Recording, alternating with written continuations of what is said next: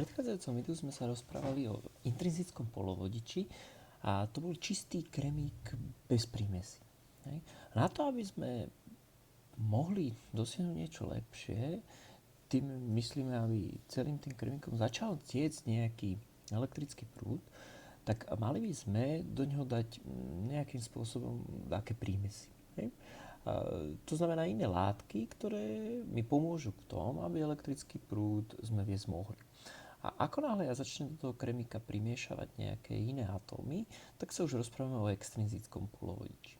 No ale aké látky by sme mohli primiešavať? Skúsme sa pozrieť napravo od tohoto nášho kremíka a primiešajme k nemu fosfor. To znamená, čo ja chcem spraviť je, že namiesto tohto tu stredného kremíka ja tam primiešam fosfor. Len fosfor má 5 valenčných elektrónov. Čo sa teda stane? Ten fosfor, jeden valenčný elektrón zoberie na väzbu, druhý, tretí, štvrtý zoberie na väzbu a ešte jeden valenčný elektrón mi tam zostane. A ten valenčný elektrón mi teraz pôsobí ako voľný elektrón. Že? A možno, kde inde, mám ešte aj iný fosfor. A ten iný fosfor môže byť tu a ten tiež bude mať 4 valenčné elektróny, ktoré sa poviažu s inými kremíkmi a zase iný elektrón tam bude chodiť ako voľný elektrón. Že? A v tomto prípade, ak to zapojím takýmto spôsobom, že dodám batériu, tak tieto tu elektróny, ktoré majú záporné náboje, sa budú snažiť prísť sem k tomu kladnému pólu zdroja. Ale predstavme si, že v tej látke je množstvo teraz takýchto fosforov, množstvo voľných elektrónov a teda takýmto zapojením teraz elektrický prúd už tiecť môže. Rozprávame sa tentoraz ale o toku elektrónov. Elektróny pôjdu určite ku kladnému pólu zdroja.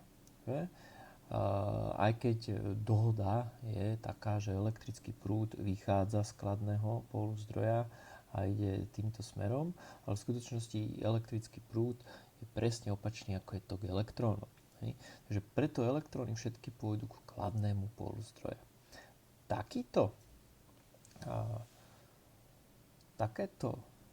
verzia extrinzického polovodiča, kde som ja vyberal prvky zo skupiny 5, čiže vybral som napríklad fosfor, ktorý má 5 valenčných elektrónov, tak mi zanechali jeden voľný elektrón navyše.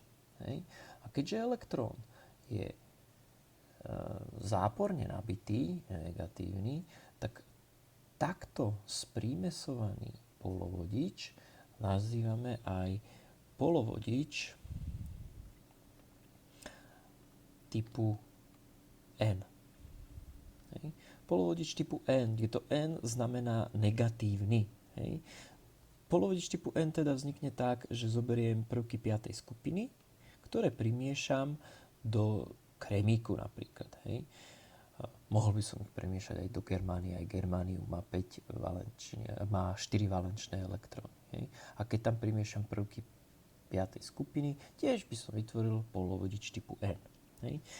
Keďže je to polovodič typu N a ten má 5 valenčných elektrónov, to je dôležité, že je z 5. skupiny má 5 valenčných elektrónov, tak ja viem povedať, že jeden elektrón bude vystávať, pretože všetky ostatné jeho elektróny sa zviažú v kovalentnej väzbe a jeden elektrón bude navyše a ten jeden valenčný elektrón mi môže spôsobiť elektrický prúd. Takže ja viem povedať, že majoritné nosiče náboja, to sú tie väčšinové nosiče náboja, sú elektróny. Budem písať E- namiesto elektrónov.